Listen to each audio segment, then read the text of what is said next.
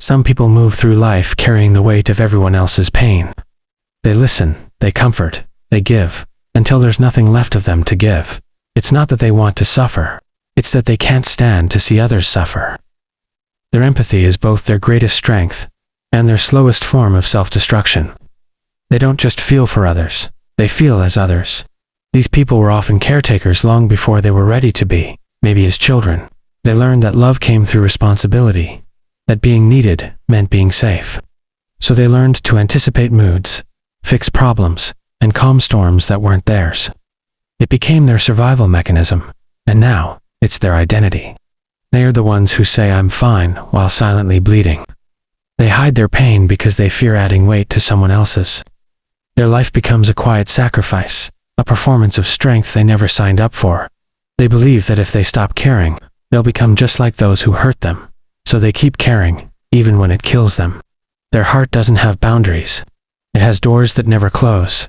Anyone can walk in with their pain, their chaos, their guilt, and take a piece. And they'll still smile, because helping others makes them feel useful. But usefulness is not love. And one day, that realization hits like a collapse. They don't know how to say no, because no feels cruel. Because no feels like rejection. They forget that saying no to others is sometimes saying yes to themselves. But they never learned that self-care isn't selfish, it's survival. Caring too much comes from fear. Fear of being unloved, forgotten, or abandoned. If they can make everyone else okay, maybe they'll finally be okay too. It's an endless transaction, love in exchange for worth. But the tragedy is, people rarely give back what they take, and so, the caring becomes a quiet form of suffering. These people are emotional sponges. They absorb every sigh, every silence, every flicker of discomfort in others. They take it home, hold it at night, and try to fix it in their dreams. They confuse empathy with obligation, and obligation, over time, turns love into exhaustion. The mind of a caretaker is always scanning the room. Who's upset? Who's distant? Who's hurting? They feel responsible for emotions that don't belong to them. It's not empathy anymore. It's anxiety in disguise. And it keeps them trapped in emotional hypervigilance. They often attract broken people, not by coincidence, but by energy. Those who need healing can sense, who will give endlessly, without asking for anything back. But what begins as compassion often turns into codependency. Love becomes a cycle of rescue and depletion. They think they're helping, but sometimes they're enabling, by always fixing. They prevent others from learning how to stand on their own. By carrying every burden, they teach others to stay weak. It's not kindness, it's martyrdom, disguised as love, and it costs them their peace. They rarely express anger, because anger feels like betrayal. So instead of speaking up, they swallow their feelings until they start to rot inside. They become quiet. Volcanoes calm on the surface, burning underneath, until one day the eruption surprises even them. Their kindness is not fake. It's just exhausting. They don't want to stop caring, but they crave a world where they don't have to care this much. They wish someone would look at them the way they look at everyone else, with gentleness and understanding. But the world often takes their compassion for granted, and they learn that being kind doesn't always mean being seen. Many of them mistake chaos for connection. If someone needs them, they feel valuable. If someone depends on them, they feel loved. It's not love they're chasing, it's purpose. And purpose built on pain always collapses. Their body pays the price for their empathy. Headaches, fatigue, insomnia, all signs of emotional overload. The nervous system never rests when your heart belongs to everyone but yourself. They heal others while silently decaying. Their compassion turns physical, and it hurts. When they finally break, no one understands. Because they've built a reputation for being unbreakable, people say, "You're so strong," not realizing how much that sentence feels like a curse. Strength, for them, has always meant silence, and silence has always meant suffering. They fear losing people more than they fear losing themselves, so they forgive too quickly, trust too deeply, and stay too long. They think loyalty will heal what love couldn't. But loyalty without balance becomes self-abandonment, and self-abandonment is the slowest death. In moments of stillness, they wonder if anyone would care for them the way they do for others. The answer terrifies them, because deep down, they suspect that if they stopped giving, they'd stop mattering. And that thought is lonelier than being alone, so they keep giving endlessly. Some of them turn their pain into purpose.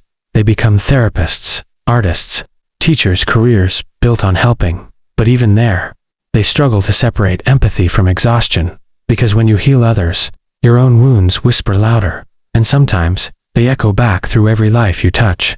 The world tells them they're too sensitive. But sensitivity isn't weakness, it's awareness turned up too high. They feel things most people ignore, but no one teaches them how to turn it off, so they drown in what others barely notice. They are addicted to fixing things. Broken people, broken relationships, broken worlds. It gives them a sense of control in a life that once felt helpless, but not everything broken is theirs to mend. And sometimes, letting go is the kindest thing they can do. The hardest part is that they mean well. Every action comes from love, from genuine care. But love without boundaries is like light without a lamp. It burns everything in its path. They keep lighting fires in others, while standing in the smoke, and one day, they can't breathe anymore. They often dream of disappearing, not because they want to die, but because they want to rest. To exist in a world where no one needs them for a while. To finally be free from emotional labor, disguised as affection. But guilt always pulls them back. Their guilt is constant for resting, for saying no, for not doing enough. Even when they're exhausted, they feel selfish for wanting peace. They confuse burnout with failure, and rest feels like betrayal. Because in their mind, love has always meant sacrifice. Some of them grew up in chaos, and calm feels unnatural. Peace makes them uneasy, because they're waiting for something to go wrong. So they subconsciously create storms just to feel needed again. It's a loop that feels like love but functions like fear, and fear is their oldest friend. When people leave them, they blame themselves. They replay every conversation. Searching for what they could have done better, they assumed they were too much, too emotional, too clingy, but the truth is, they were just too real. And real is hard for most people to handle. Deep down, people who care too much crave someone who understands their quiet exhaustion. Someone who sees their giving heart not as a resource, but as something fragile that needs protecting too. They often pretend they're fine because they don't want to burden others with their pain. Ironically, they're the ones who tell everyone else that it's okay to talk, but never take their own advice. Their strength is often mistaken for endless capacity. But even the kindest souls have limits. They just hide them behind tired smiles and gentle words. They feel guilty for resting, guilty for saying no, guilty for needing space. Their empathy becomes a cage built from their own goodness. In psychology, this constant guilt is linked to empathic distress. It's when caring turns into self-blame, when compassion crosses into self-punishment. They internalize others' suffering to such a degree that they start losing their emotional identity. They don't know where others end, and they begin. Relationships become emotionally heavy for them. They sense every shift in tone, every pause, every unspoken tension, and they analyze it endlessly. They often replay conversations in their heads, wondering if they could have been kinder, softer, or more helpful. Their empathy doesn't turn off. It loops. The world often praises empathy, but few talk about its shadow side, the part that drains life quietly. Under the mask of kindness, people who care too much are at higher risk of emotional fatigue. Their nervous system stays in a state of constant alertness, scanning for others' pain. Many of them become caretakers in every environment, at work, at home, in friendships. They unconsciously attract those who need fixing. They believe they're helping, but sometimes, they're enabling, protecting others from the consequences that could make them grow. This is the paradox of excessive empathy. The same heart that heals others ends up hurting itself in the process, but healing doesn't mean they must stop caring. It means learning to care with boundaries, not with blood. Boundaries are emotional fences. They don't keep love out. They keep self-respect in. When they start setting these boundaries, they'll notice who respects them and who only loved them for their compliance. It's painful at first. The people who benefited from their constant giving might call them cold or changed. But that's not change, that's growth. Over time, they learn that saying no is not rejection, it's redirection. It's guiding their energy where it can truly make a difference. They realize not every broken person is theirs to fix. Sometimes, the most loving thing you can do is let someone face their own reflection. Gradually, their empathy becomes wiser. no longer impulsive, but intentional, no longer self-draining, but self-aware. They start recognizing that they can still love deeply without losing themselves in the process. Love doesn't require self-erasure. The moment they stop chasing validation through caring, their relationships transform. Love becomes mutual, not one-sided. Psychology calls this secure compassion, when empathy coexists with trust, and kindness flows from strength, not fear. They begin to feel lighter. Their care no longer feels like a burden, but a gift, one they can give freely, because they finally give it to themselves too. And that's the truth. When you stop pouring from an empty cup, your compassion becomes powerful again. Because only when you care for yourself, do you truly learn how to care for everyone else.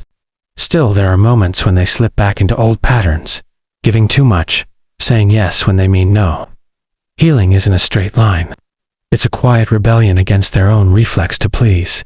In those moments, they must remind themselves that compassion without control is self-destruction. That even love, when unguarded, can turn into a form of surrender. The real test isn't in caring, it's in learning when to stop. It takes courage to withhold your help when someone must learn their own strength. That too is love. The harder kind, when they finally master that balance, they stop confusing peace with silence. They realize it's not their job to keep the world calm, only themselves. And in that stillness, their empathy becomes something beautiful again. Not a wound that bleeds, but a light that warms, steady, strong, and finally free, over time. They start to see that caring too much was never the problem. It was caring without direction. Their heart was a compass, but it kept pointing toward storms. They begin to understand that true empathy doesn't demand self-sacrifice. It requires self-knowledge. You cannot understand others deeply if you keep abandoning yourself. The world will always need people who care, but it also needs them whole. A broken healer can only offer fragments of love, never the full light of it. When they finally learn to protect their own peace, they discover something extraordinary. That boundaries don't limit love, they make it sustainable. And perhaps the greatest revelation of all is this, that caring deeply is not a curse, but a calling. It just takes wisdom to know when to give your heart, and when to keep it safe. Happiness feels fleeting, but sadness feels honest. It slows the world down, allowing them to see themselves more clearly. They find strange comfort in the ache, as if pain connects them to something divine. Spiritually, they often experience what mystics call the gift of tears, an ability to feel emotions as sacred experiences. Their tears are not weakness, but purification. When they cry, it's as though the soul itself is speaking through the body, releasing what words can't express. To them, vulnerability is holy. In friendships, they are the quiet healers. The ones who notice when something is wrong without being told. They'll listen for hours, absorb your pain, and tell you the words you didn't know you needed. But when it's their turn to break, they often retreat in silence, believing no one could possibly understand them the same way. The greatest misunderstanding about people who feel deeply is that they're fragile. In truth, they possess an incredible strength, the kind that endures without hardening. They are warriors of emotion, standing unarmored in a world of shields. Their ability to remain soft despite being hurt is a power few ever master, yet this depth often isolates them. They crave someone who meets them at their level, who listens beyond words, who feels without fear. But such people are rare, so they wander emotionally homeless, searching for connection that doesn't demand them to be less. Loneliness for them is not the absence of people, it's the absence of understanding. They often evolve into old souls before their time. Their pain matures them, their empathy enlightens them, and their solitude refines them. They may look ordinary, but beneath that calm exterior lies a philosopher shaped by feeling. Every scar is a lesson, every emotion a teacher. Their life becomes a quiet masterpiece of inner depth. The true psychology behind their depth lies in sensitivity, not as a flaw, but as advanced awareness. They feel more because they perceive more. Their brains process emotions like high-definition cameras, capturing every detail. And though it exhausts them, it also grants them insight that shallow feeling never could. In the end, people who feel everything too deeply are reminders of what humanity was meant to be: raw, open, and alive. They are proof that sensitivity is strength, not shame. They live in a world that tells them to feel less, yet they continue to feel more. And that, perhaps, is their quiet rebellion to remain human in a world that's forgotten how.